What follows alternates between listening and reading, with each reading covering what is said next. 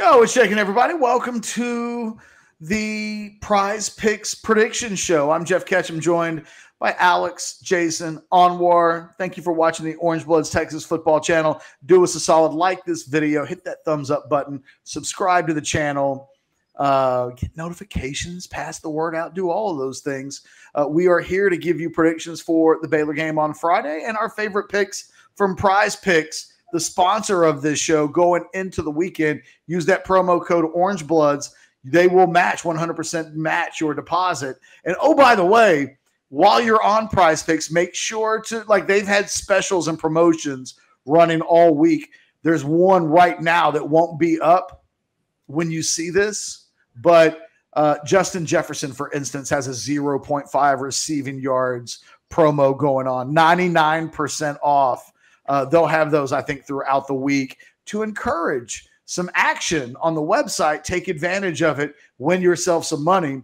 Fellas, Baylor, Texas on Friday at DKR to put the ribbon and bow on the regular season, not including a potential Big 12 championship game should Kansas find a way to beat Kansas State and Texas finds a way to beat Baylor. Jason, I'll come to you first from a prediction standpoint. Low scoring, high scoring, close game, Texas with some separation, Baylor with some separation. Anything that you instinctively find yourself clinging to? Yeah, full disclosure, I'm going to be breaking down the matchups shortly after we do this video, so I'll have a better handle on Baylor then. But, I've watched enough Baylor football just through the course of the year that I think I have a pretty good idea. I'm not going high scoring. I'm not going low scoring, Catch, but I think just Texas is a better team overall. The Texas defense is playing very well. Baylor's not going to make it easy on Texas to run the ball. Texas was able to run the ball at will against Kansas. They're not going to have that kind of luxury this week, but I do think, Texas should be able to move the ball on the ground. I think Quinn Ewers will play well enough where Texas should be able to put enough points on the board.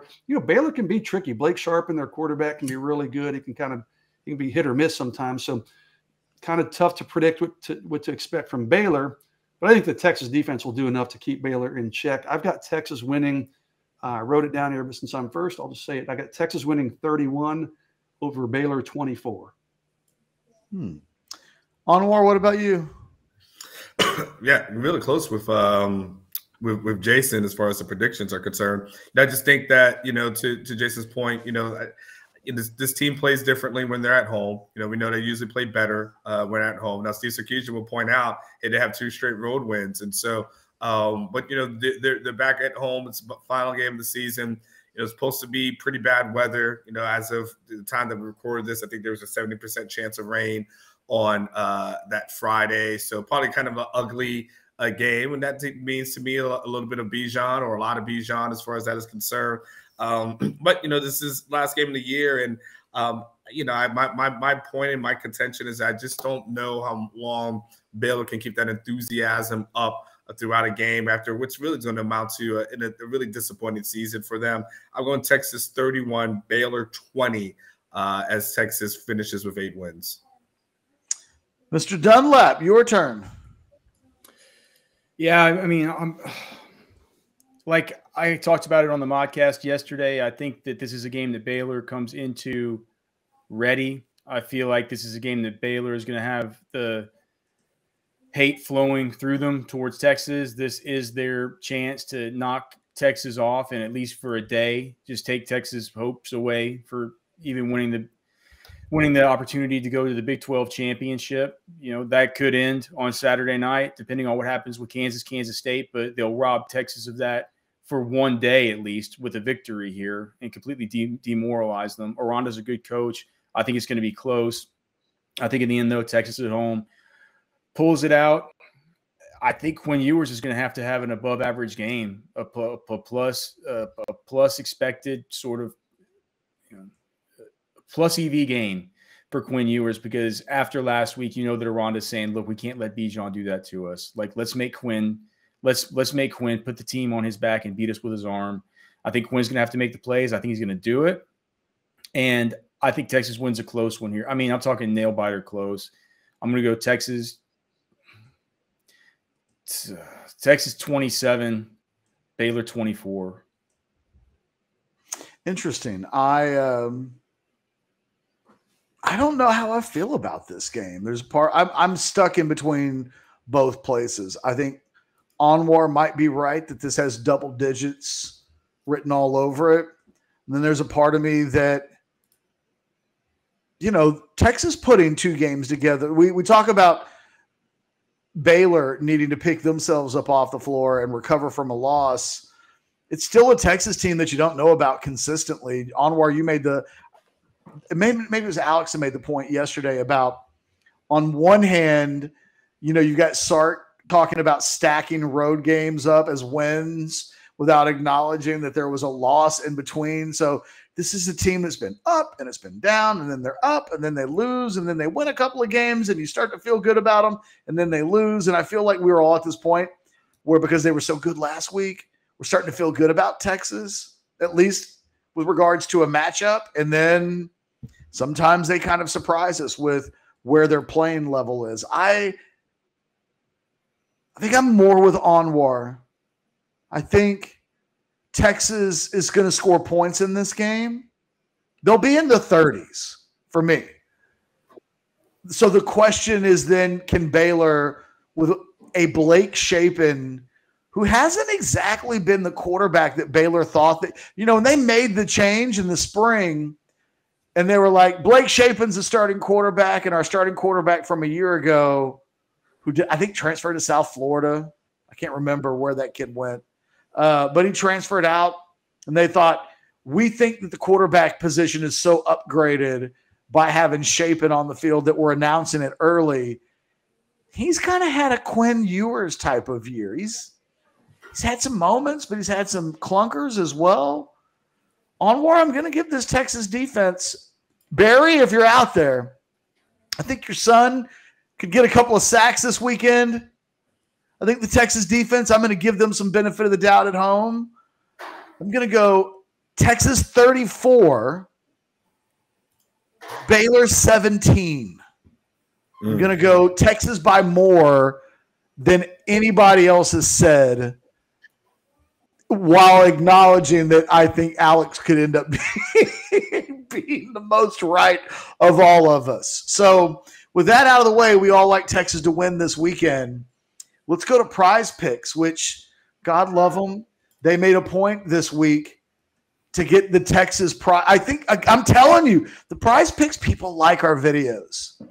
And I've told you, I think that they change the Texas pick sometimes. They listen to the show and they're like, oh, the guys think Xavier Worthy's going off. Let's move his number up a little bit. This week, there aren't many college football picks that are out there. For instance, the default, if you go to PrizePicks and pick college football, goes to receiving yards. Only 5 receivers have numbers posted, but Xavier Worthy is one of them. Quinn Ewers is listed among the quarterbacks. Bijan, obviously, with the running backs. So it gives us some stuff to talk about accurately and at the moment. Jason, let's start with Xavier Worthy. 60.5 receiving yards. 13.5 fantasy score. Man, I can only fall for that bait so many times, right? It's the banana in the tailpipe. Yes, I'm like a fish is bitten on the same hook like 9 times, and the guy keeps throwing me back, and I keep biting again. I would probably take the less. I mean, I'm looking. I could see this being a game where they, it might be Xavier's last game too, but you pretty much know it's going to be Bijan's last game. Roshan, if he's available, it's going to be his last game. I could see them wanting to showcase those guys. His last 3 catches, he's got 30, 32, and 42 yards. So it's not trending well. I would probably take the less, and especially, I think maybe Anwar mentioned 70% chance of rain. I mean, whatever it winds up, kind of nasty. Yeah. So I could see them feeding the ground game, especially if Roshan's healthy enough to be a big part of that, just to send those guys off with a bang, and they should. So I'd probably take the less on Xavier Worthy, and watch, this will be the time where he blows up for 140 yards. But, I would probably take the less on Xavier Worthy. Onward, he's a ticking like piece of dynamite. You feel like that 120-yard game is in there. Is it this week? Nah, I mean, like at some point it just is what it is, and you know, in a blowout win, you know, this past week Xavier had 2 catches. So you know, if we're going to expect like somehow it's going to be different in bad weather, like nah, I'm good on that. I think we all told ourselves, I think early on, as to Jason's point, where we were on our prize picks, we're like, nah, Xavier's going to get over it. Like, how many times did that mess up, you know, the things that we were, wagering on? So, nah, I'm not going to say, and it's at 60.5. You know, I won't personally, I won't use it because I don't like to bet against guys. I don't want the guys not to succeed. So that's just from a personal standpoint. That won't be something that that appeals to me. But from our conversational purposes, I take the less on that one, you know, 7 out of 7 days a week. Alex, or is it a consensus? Well, I don't know. I'm kind of with you, Catch. It feels like this is, you know, it's like everyone gets off him. It's like a lock that he's going to get there. I mean, especially with all the narrative that's been in the air, you know, what we talked about the narrative last week too, I guess. It's a different narrative this week though. So like, is he unhappy? Does he even like Quinn anymore? Does it, you know, is he going to transfer? Like all this stuff, you know. Onward talked on the podcast about how he's a guy that doesn't like to let the negative influence him and stuff like that. Wouldn't this just be the week that he just goes and shoves it down everyone's throat with a 130-yard game and 8 catches?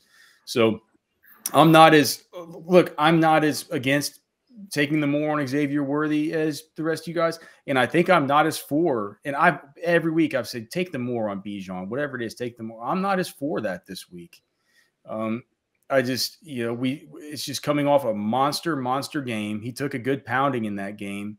As you watch back, you saw that the offensive line blocked well. Kelvin Banks played just an exceptional game. I don't have his score just yet because I'm not done with the game. But, I mean, as long as he keeps playing like he's played, he's going to score really well. But a lot of that stuff, man, Bijan kind of created on his own. If a lot of it felt a little, just the smallest bit, you know, I'm sorry to stall here, but I can't think of the right word. It doesn't feel like something that he can easily just do over and over and over and over again, right? Some of those runs were really, really special runs. So I think projecting that forward into this one where they're going to be taking the line of attack of saying, look, we can't let Bijan do this. To me, it's like I'm not as interested in Bijan with the more this week, and I'm not as interested as I usually am in Worthy for the less for those reasons because of that correlation. I think you stay away from Xavier Worthy altogether because even if you're right, Jason, like you'd hate to pick the less and then that be the pick that screws up your fifer. Right, you got your 5-entry combo going, and then you miss on Xavier Worthy. I just say find somebody else this week. Matter of fact, if you have to do one on receiving yards, I kind of love the 88.5 with Marvin Harrison Jr. right now. Is that all it is for him? Yeah. Yeah, doesn't he get that? Doesn't he get like double that every week? I mean, you know, it seems like when I tune in to watch, it's just like that guy's just. I mean. What is – I always ask. Alex, the thing is, he sometimes doesn't when they go up big, but typically if they're in a game, he keeps getting volume and 88 – that's again, there's a reason why I like the 88.5 and the more there. He's so good. Let's go to Bijan. Dude, Brian Hartline is just such a goat with those wide receivers. I can't believe what Ohio State does with these wide receivers. It's nice when you're working with 5 stars all the time. Yeah. Bijan Robinson, 125.5. There's nothing crazy about that number. That's kind of been his number all along. I want to wait and see. They don't have it up yet, but he's going to have a rushing and receiving total to keep an eye on. And more than the rushing number, I'm kind of all over the 22.5 fantasy points for Bijan. Do you know one thing I didn't think about? I'm sorry. I didn't mean to cut you off, Catch. Go ahead. No, I was going to say that feels like the kind of thing that Bijan could get in half. He did it a week ago. He's collecting touchdowns. He's going to have at least one on Saturday. Like, I really like the 22.5 with Bijan. Even if we're looking at fantasy scores, I think we should all stay away from Xavier Worthy. And I don't know. Quinn Ewers is at 15.5. If I was going to get any action on Quinn Anwar, I think it might be with the 15.5 fantasy score. As opposed to 230.5 passing yards. You know, he usually gets touchdown passes more than he gets high volume of throws and yards. Hey, guys, I'm done predicting that the big 300-yard game is going to come. Do you guys? What do you guys think about how Roschon Johnson's possible injury? Like, is there a chance we might have a Roschon absence here? There was not any good answer from Sarkisian at the Monday press conference. If there's no Roschon and we open up like 42% of the rushing opportunities, it's not Keelan Robinson ain't stepping into that. And they're not putting Jonathan Brooks in there either. No, they don't trust Keelan for any more than a max 15 to 20% of snaps. So you're going to see a higher percentage of snaps for Bijan. And if that's the case, then I would take back what I said earlier. But like, I would definitely get Bijan in because he would just like give him the extra opportunities, and Bijan's going to take advantage of that for sure. Hey, and what he's been doing on jump on Bijan because I don't think Roschon's going to play. And if he does play, maybe it's a token play. Like, so I think you're going to see this being one of the games where they lean on Bijan. He absorbs that amount, and I think PrizePicks is going to watch this video, and by Friday those numbers are going to go up. Yeah, that's what I think. In other words, as soon as you see this video, go and place it on Bijan, like hurry up and enjoy yourself. Well, because you could make a case they've waited till Saturday mornings or Fridays when there's injury situations. If Jordan Whittington wasn't playing this weekend, it would all impact the way we think about Xavier Worthy, right? I mean, if Xavier was stuck on 60 like they've kind of had him for every single week, 60.5 receiving yards, but you knew that Whittington wasn't there to take throws away from him, I think you'd lean into Xavier, and I think the same thing is true of Bijan. That's the number that they're establishing for Bijan Robinson with Roschon there to poach some of his carries and red zone opportunities and all of that stuff. If Roschon's not there, that number's too low for Bijan, and I think you take advantage of it while you can. When we're done recording this, I'm going to take advantage of the 22.5 for Bijan because it just looks too tasty for me. I like that. Fair enough. The last Texas one of the early numbers they have up, 230 for Ewers. Can any of you talk me into the more? Because if it's cold and it's rainy and they're running the football and we don't trust the passing game, 230 seems like a number I might be leaning towards and I know, Anwar, you don't necessarily like to play the less on any of these dudes because you're then rooting for them to fail. But can anybody talk me, Anwar, can you talk me into more than 230? Well, I think this goes back to the Alex thing, right? When Alex, and again, you say it way better than I do, but if you're expecting the quarterback to have a great game, then you go ahead and get with the receivers and you add that in. So if we're expecting Xavier not to have such a fantastic game, then we have to do the same with Quinn, right, Alex? I know you say it way better than I do because this is your field of expertise, but that's the basis of how I grasp of how you explain it. Well, right, yeah, we just stack them, and then we count on the correlation coming through, right? Those plays correlate. And by the way, Alex was right with the correlation a week ago. He talked about Russell Wilson and Cortland Sutton, and I took both of those. Yeah, so before we go, because we got to get out of here, are there any absolute slam dunks this week? I don't think it's as big as slam. I think it's a great play. and it's a different kind of correlation play, but I don't like it as much as 2 weeks ago. I gave you Trevor Lawrence plus Christian Kirk, right? We took Yes. both those hit. Russell Wilson plus Cortland Sutton, those both hit. This week on Thanksgiving, I'm not going to take Josh Allen plus Stephon Diggs versus the Lions, even though I think you probably could, and you could add this third player. I am taking Josh Allen over the 24.5 fantasy points. Basically, this Lions team has been it's been like the Super Mario thing where you get to like the extra juice and you can run super fast, right? And like that's how this Lions team's been for opposing players across all positions. And the thing is about the Lions, they play back at you, right? Josh Allen over 24.5 fantasy points. I mean, we project him every week for between 28 and 29 fantasy points, and he gets the Lions. Are you kidding me? Like, it's like, for me, that's easy. And then if we're projecting it to be a back and forth game where Josh Allen is scoring a lot, scoring 24.5 fantasy points, they're going to have to come back and they're going to have to use Amon-Ra St. Brown. He's going to catch a lot of balls.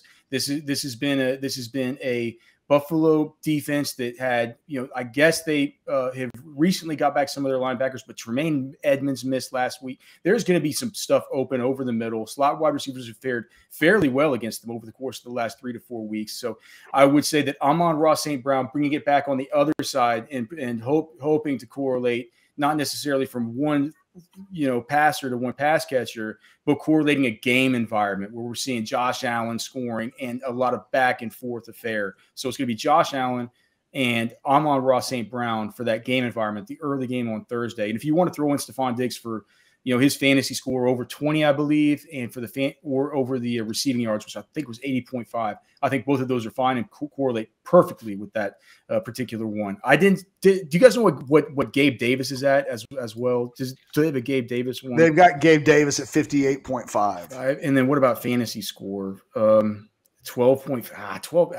Gabe Davis is scoring a touchdown. I mean, I think you could put in. So Josh Allen, Amon-Ra St. Brown is the play. If you want to get greedy and make it a 3-ball, put in Stephon Diggs or Gabe Davis there with it. Dawson, what is Dawson Knox? It was like 40 yards or 40.5. I mean, any of those guys. Correlate a pass catcher with Josh Allen, but the pass catcher I'm most interested in correlating is Amon-Ra St. Brown on the other side of the game to capture the game environment. I'm going to go with a 4-play, Alex.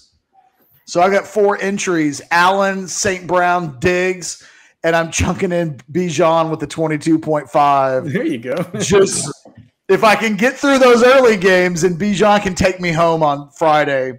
And I just placed that entry right now. All right. I'm as Alice is talking, I'm typing. Exactly. I'm telling you, Alex saved me last weekend. When everything else wasn't working, I won $100 using that Denver Bronco combo, and they didn't even win the game. It wasn't like they were great. Alex was just right, though, that from a passing game standpoint, you're taking against the Raiders as much as you're taking for Russell Wilson and Cortland Sutton, and it paid off. And he literally talked me into that early game action on Thursday.